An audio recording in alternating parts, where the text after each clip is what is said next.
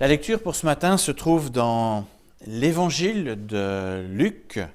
Il s'agit finalement d'une grande prophétie que Jésus donne pour parler de ce qui va venir. Donc je vais lire Luc 21, les versets 5 à 36. Luc 21, 5 à 36. Alors, juste pour situer l'endroit où ça se trouve, Jésus est est à Jérusalem, à côté du temple de Jérusalem. Quelques personnes parlaient du temple et disaient qu'il était magnifiquement orné de belles pierres et d'objets offerts à Dieu. Mais Jésus dit, « Les jours viendront où ce que vous voyez là, il ne restera pas pierre sur pierre. Tout sera détruit. » Ils lui demandèrent alors, « Maître, quand cela se passera-t-il ? Quel sera le signe qui indiquera le moment où ces choses doivent arriver ?» Jésus répondit, « Faites attention, ne laissez personne vous égarer, car beaucoup viendront en mon nom et diront, « C'est moi, et le moment fixé est arrivé. » Mais ne les suivez pas. Quand vous entendrez parler de guerre et de révolution, ne vous effrayez pas. Il faut que cela arrive d'abord, mais ce ne sera pas pour tout de suite la fin. Puis il ajouta, « Car on se dressera peuple contre peuple, royaume contre royaume. Il y aura de terribles tremblements de terre, et en divers lieux des famines et des épidémies. Il y aura aussi des phénomènes effrayants et des signes impressionnants venant du ciel. Mais avant tout cela, on vous arrêtera, on vous persécutera, on vous livrera pour être jugé dans les synagogues et l'on vous mettra en prison. On vous fera comparaître devant des rois et des gouverneurs à cause de moi. Ce sera pour vous l'occasion de témoigner à mon sujet. Soyez donc bien décidés à ne pas vous inquiéter par avance de la manière dont vous vous défendrez.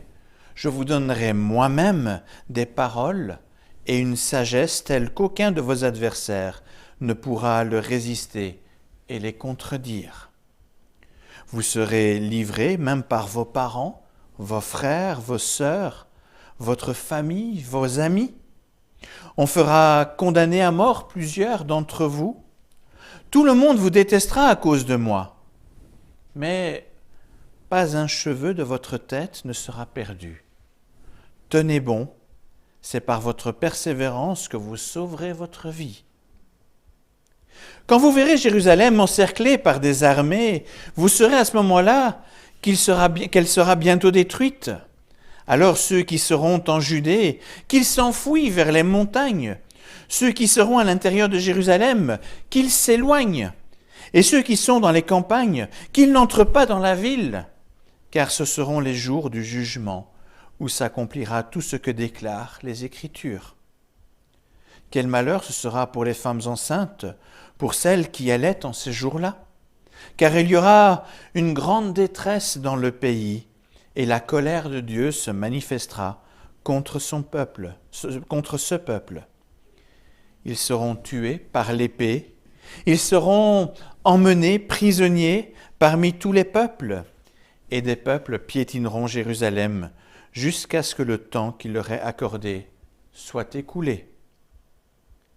Il y aura des signes dans le ciel, dans la lune et dans les étoiles.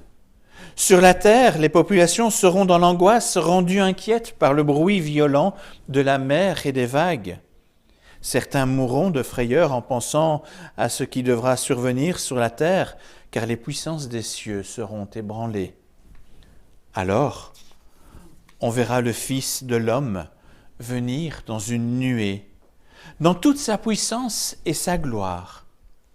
Quand ces événements commenceront à se produire, redressez-vous et relevez la tête, car votre délivrance sera proche.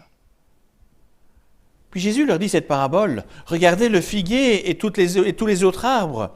Quand vous voyez leurs feuilles commencer à pousser, vous savez que l'été est proche. De même, vous aussi, quand vous verrez ces événements arriver, sachez que le règne de Dieu est proche. Je vous le déclare, c'est la vérité, cette génération ne passera pas avant que tout cela n'arrive. Le ciel et la terre passeront, mais mes paroles ne passeront pas. Prenez garde, ne laissez pas votre esprit s'alourdir dans les fêtes et les beuveries, ainsi que dans les soucis de cette vie, sinon le jour du jugement vous surprendra tout à coup, comme un piège. Il s'abattra sur tous les habitants de la terre entière. Ne vous endormez pas, priez en tout temps. Ainsi, vous aurez la force de surmonter tout ce qui doit arriver et de vous présenter debout devant le Fils de l'homme. Ce dimanche, nous entrons dans le temps de l'Avent, cette période plus particulière avant Noël qui en fait débute dans l'Église l'année liturgique. Alors pourquoi commencer l'année liturgique avec l'Avent ? Alors d'une part, durant cette période, je l'ai dit en commençant le culte, on s'intéresse davantage à toutes les promesses de la venue du Messie, tout ce qui annonçait son arrivée. On prépare donc la célébration de la fête de Noël et qui annonce son ministère de salut avec en point d'orgue évidemment, bien sûr, dans l'année liturgique, Pâques et puis la Pentecôte. Mais ce n'est pas la seule raison. D'autre part, la fête de l'Avent nous permet également de focaliser notre attention sur le retour du Christ qui permettra la concrétisation et de notre espérance. Tout comme la vie de Jésus annonçait son royaume et un monde nouveau, nous nous préparons à son retour afin d'entrer dans ce temps où tout ce qui est ancien disparaîtra pour laisser la place à un monde nouveau dans lequel, quelque part, nous célébrerons une liturgie éternelle dans la présence de Dieu. Alors dit comme ça, certains se disent « Oula, une liturgie pendant l'éternité, ça va être compliqué ». Mais la liturgie, comprenons bien que c'est ce temps aussi de louange, ce temps de vie que l'on veut passer dans la présence du Seigneur. Le temps de l'Avent est donc en quelque sorte une manière de relier le début et la fin des derniers temps. Le début avec la première venue de Jésus, sa victoire sur la mort, son intronisation au ciel, le don de l'Esprit sur tous les croyants, et la fin qui est encore à venir. Quand la Bible parle des temps qui sont les derniers, il faut bien comprendre que cela a déjà commencé avec la première venue de Jésus. Et ce temps se poursuit depuis 2000 ans et se terminera quand Jésus reviendra. Cette durée finalement longue et la double venue de Jésus fut une surprise pour tout le monde, dès l'Église primitive. Mais Jésus n'a pas voulu nous laisser sans indication pour ce temps particulier. C'est pourquoi, outre des prophéties existantes dans l'Ancien Testament, et il y en a pas mal, certains prophètes sont plus versés dans ce type de prophéties, Ésaïe, Ézéchiel, Zacharie. Mais outre ces prophéties qui parlent des temps de la fin, Jésus a donné lui aussi une prophétie concernant cette même période. Prophétie que nous découvrons entre autres, soit vous avez déjà Jésus qui en parle dans Luc 17 et puis également Luc 21 que nous venons d'entendre. Quand Jésus parle de façon prophétique de la fin des temps, on retrouve des manières de décrire les événements similaires à ce que l'on lit déjà dans l'Ancien Testament. Une même prophétie comprend, j'en ai déjà parlé je crois il y a 15 jours, une même prophétie comprend en réalité plusieurs couches de réalisation. Des événements décrits avec des détails qui surprennent et qui assez classiquement arrivent dans un délai assez court. Par ailleurs, à cela se mêlent aussi des descriptions plutôt vagues, parfois même figurées ou symboliques, qui se rapportent à des choses qui viendront plus tard, parfois beaucoup plus tard. Alors bien entendu, cela complique peut-être un petit peu notre compréhension d'un texte où il y a ces éléments mélangés. Et il faut bien avouer que certaines prophéties sont parfois un petit peu obscures à nos yeux. On a du mal à les comprendre et je crois qu'on doit pouvoir admettre cette difficulté. Elle est parfois là, on ne comprend pas forcément tout et il ne nous est peut-être pas donné de devoir tout comprendre tout de suite, maintenant. On peut dès lors se demander pourquoi Dieu nous parle de cette façon. Alors pour tenter de répondre à cette question, nous devons d'abord nous rappeler l'objectif principal des prophéties. À quoi sert une prophétie? D'abord, à encourager ceux qui font confiance au Dieu souverain. Et de facto aussi, encourager la repentance et le retour à ce Dieu souverain. On entend souvent cet appel à la repentance dans les prophéties. Le Seigneur veut nous communiquer quelques brefs éléments pour nous indiquer la direction, parfois lointaine, vers laquelle il veut nous conduire. Et il veut nous encourager à rentrer dans ce chemin-là. Et pour que nous saisissions la pertinence de ces prophéties qui regardent souvent très loin, certains aspects très proches, plus proches, sont révélés afin de non seulement apporter un encouragement certes immédiat pour ceux qui l'entendent, ceux qui ont entendu Jésus ont été sérieusement concernés par ce qu'il a dit dans les années qui ont suivi.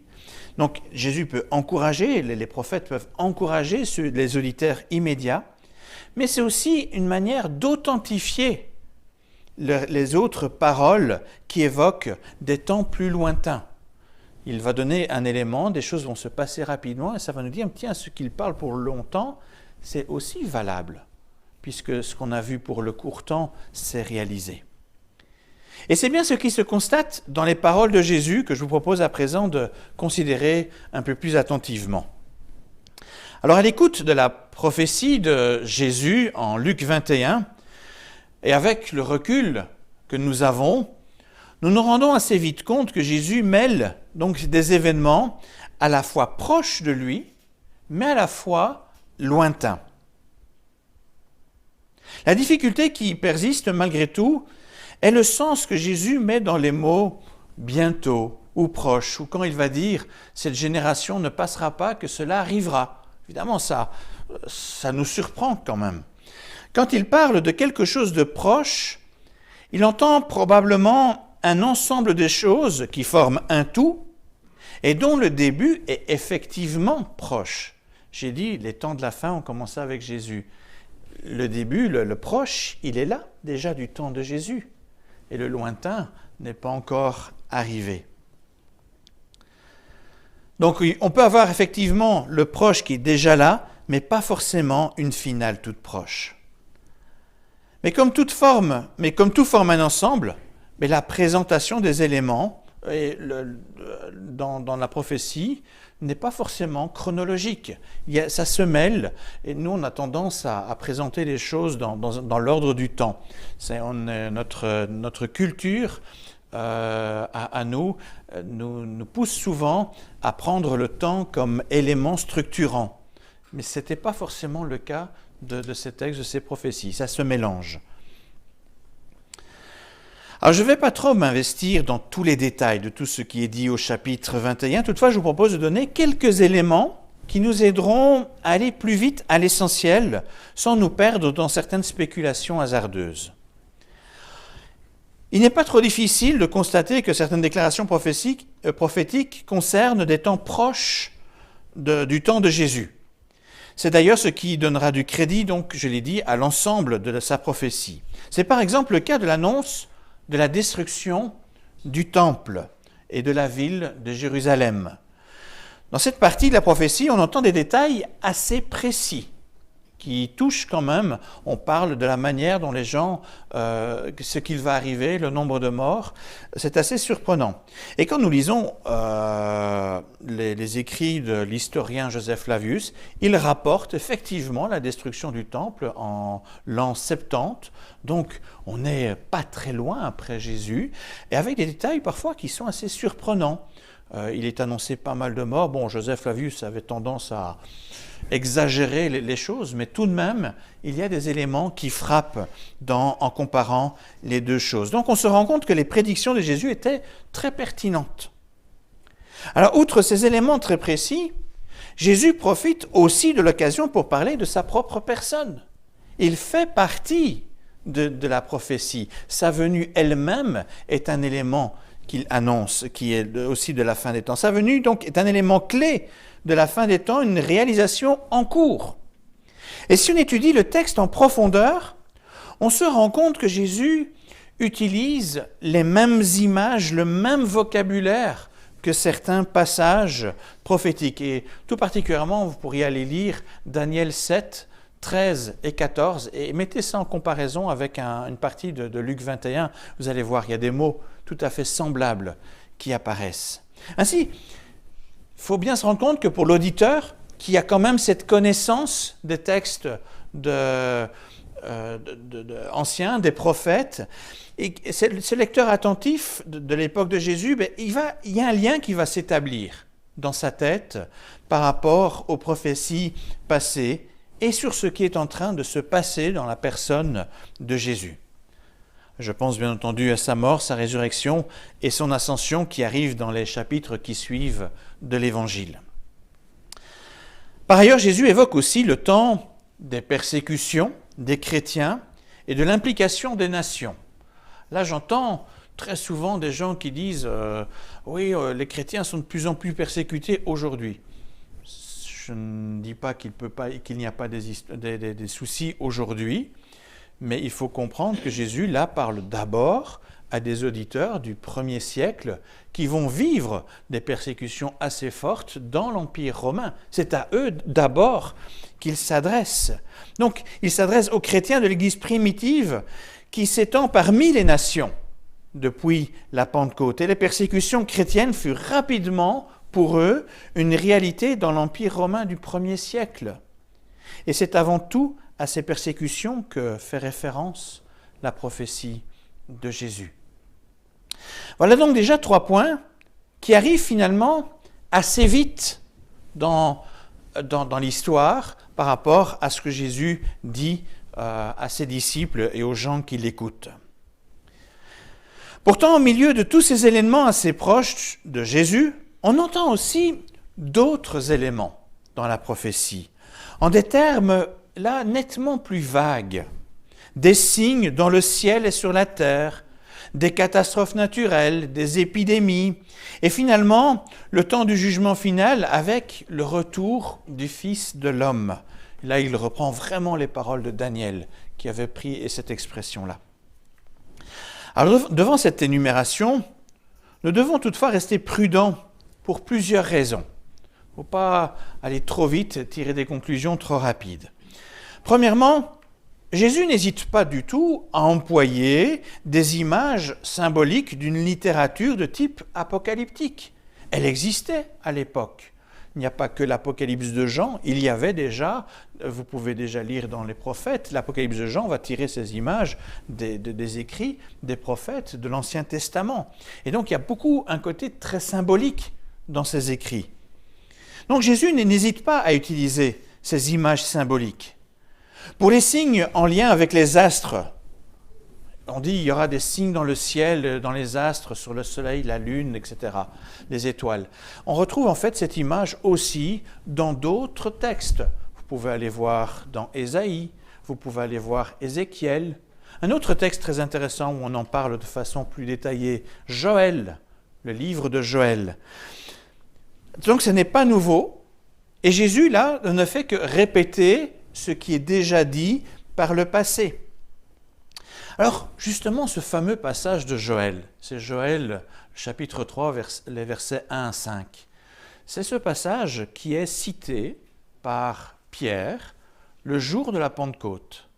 Et il cite le passage, vous pouvez aller voir dans Acte 2, il cite le passage, et qu'est-ce qu'il dit ?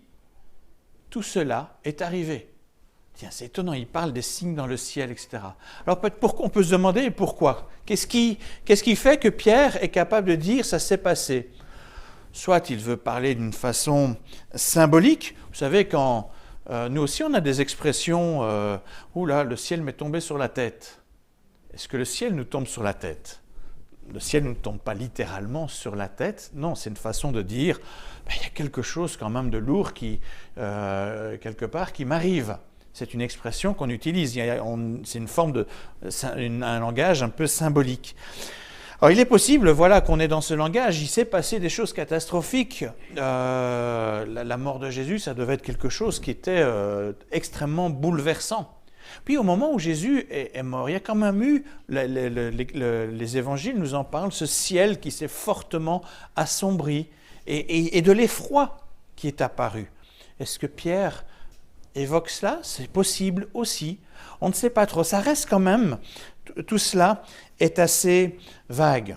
Donc on peut imaginer que les paroles de Jésus recouvrent en fait plusieurs possibilités. Il ne faut pas aller trop vite pour dire c'est ça ou c'est ça. Ça peut être des possibilités déjà passées, ça peut être symbolique, ça peut être éventuellement aussi des éléments de temps à venir. Toujours est-il que Jésus reste en fait très vague sur les prophéties sur le long terme. Il sait que le jugement doit intervenir. Il sait qu'il reviendra. Ça, il l'annonce, ça c'est clair dans la prophétie. Mais il reconnaît quand même lui-même, il ne sait absolument pas quand il reviendra. Vous pouvez aller voir Matthieu 24, 36 par exemple, et d'autres passages. Jésus ne sait pas quand il va revenir, et donc il ne s'embarque pas dans des spéculations inutiles. En fait, ces spéculations ne serviraient à rien.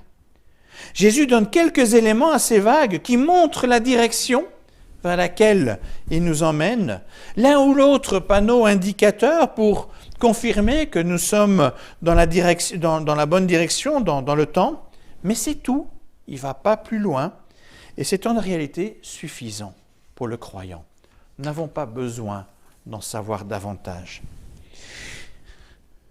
Il me semble que nous devons accepter ce voile d'imprécision.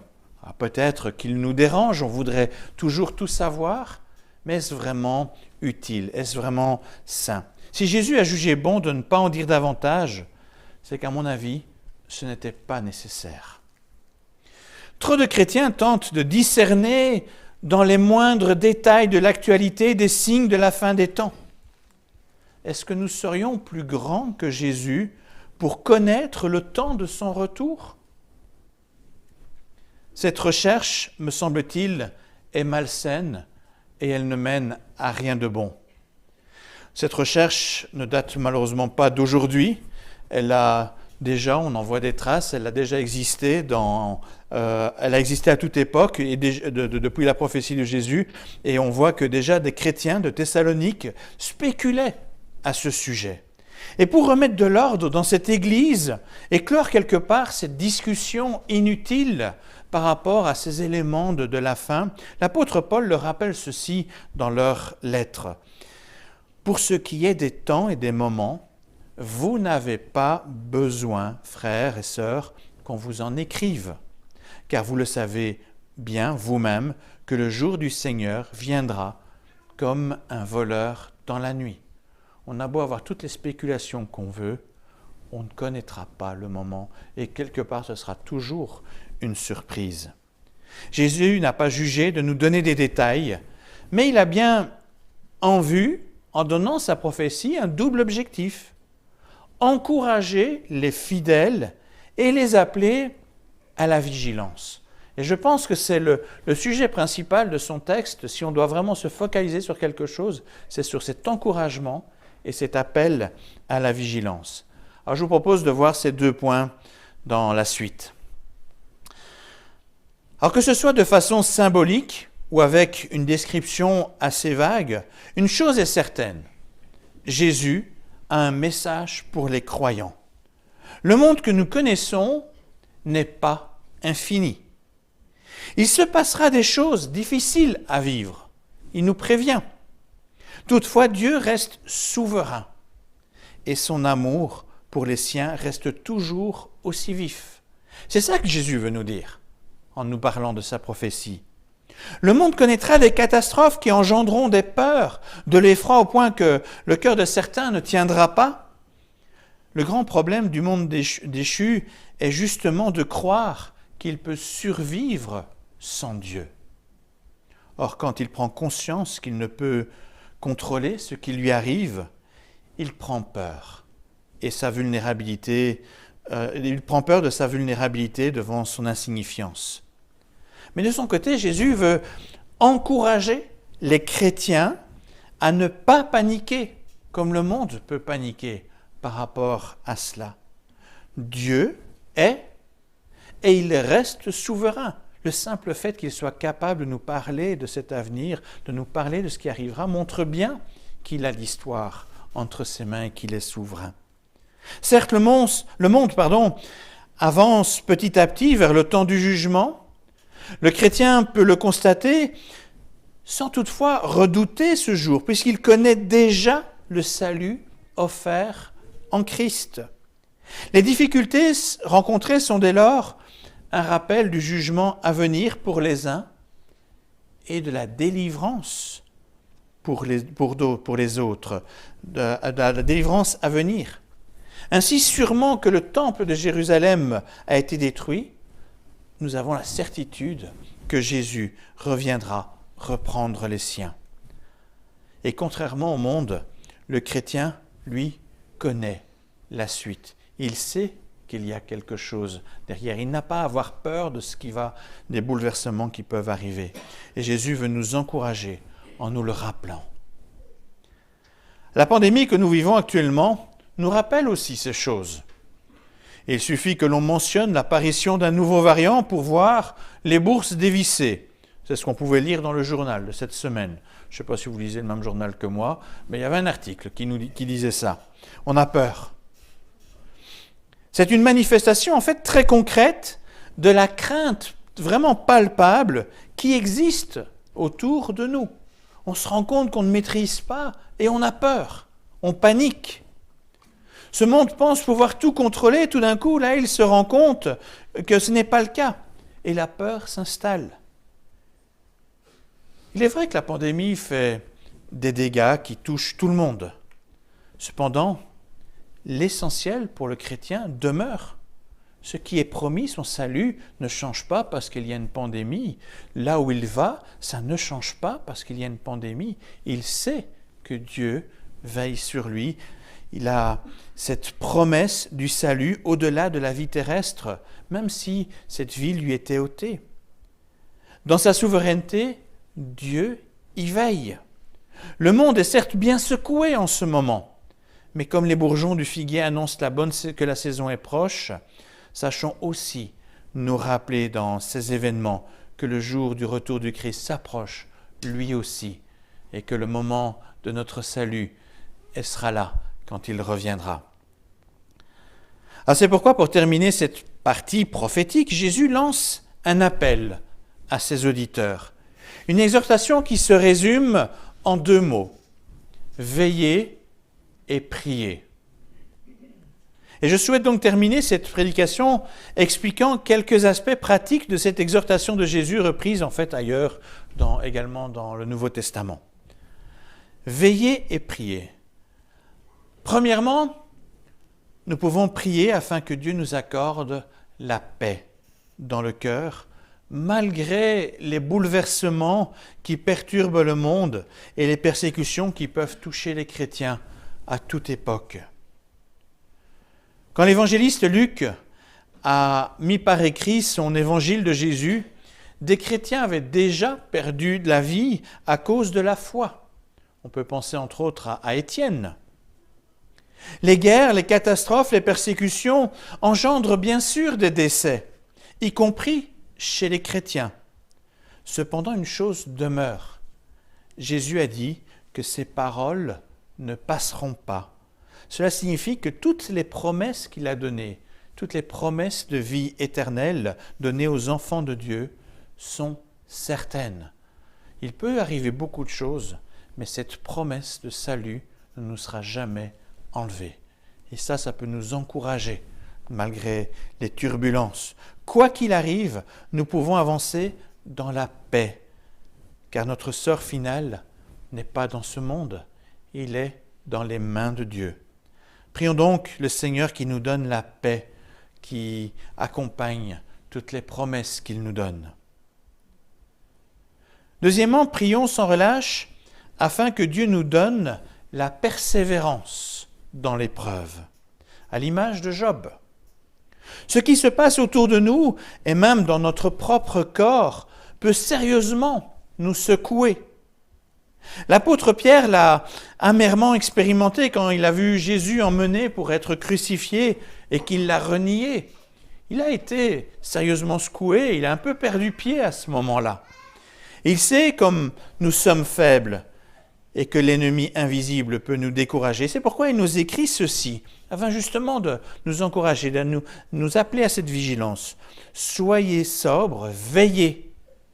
Votre adversaire, le diable, rôde comme un lion rugissant, cherchant qui il dévorera. Résistez-lui avec une foi ferme, sachant que les mêmes souffrances sont imposées à vos frères dans le monde. 1 Pierre 5, les versets 8 et 9. Nous avons besoin de l'aide de Dieu pour rester vigilants, pour persévérer. C'est pourquoi demandons à Dieu la persévérance afin de tenir bon, même dans les épreuves, qui nous touchent aussi comme le monde est touché. Troisièmement, l'exhortation de Jésus nous invite également à prendre nos distances à l'égard des préoccupations de notre monde. Ce monde se cherche des certitudes, des piliers forts pour s'assurer un avenir sans Dieu. Or, au moindre problème majeur, il est pourtant fortement déstabilisé. Ces systèmes politiques et économiques vacillent. Si nous plaçons notre espérance dans ces mêmes piliers, dans ces mêmes certitudes que notre monde, mais nous serons aussi déstabilisés en même temps que le monde. Et cela peut nous éloigner plus encore de Dieu. Donc Dieu nous appelle à ne pas nous attacher à ces préoccupations du monde. On vit dedans, on doit vivre avec, mais pas y donner une importance au-delà de ce qui est nécessaire. Mettons d'abord notre confiance, notre foi sur Dieu. Finalement, quand Jésus dit « Veillez et priez », c'est aussi un appel à être toujours prêt. Toujours dans l'attente de son retour. On ne sait pas quand il reviendra, mais pouvoir être prêt. Est-ce qu'aujourd'hui, si Jésus revient maintenant, je suis prêt? Est-ce que si aujourd'hui je devais décéder, est-ce que je suis prêt?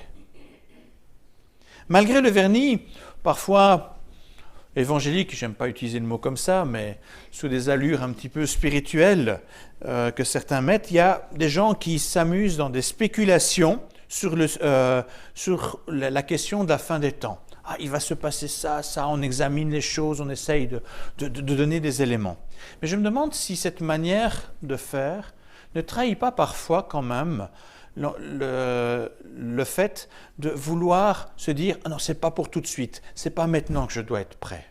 J'ai encore un peu de temps. » Cette spéculation souvent peut amener à cela. Je crois qu'il faut éviter ce type de spéculation et simplement pouvoir se dire « Seigneur, est-ce qu'aujourd'hui je suis prêt devant toi? Et je te prie que tu m'aides à être prêt à chaque instant, à chaque moment. »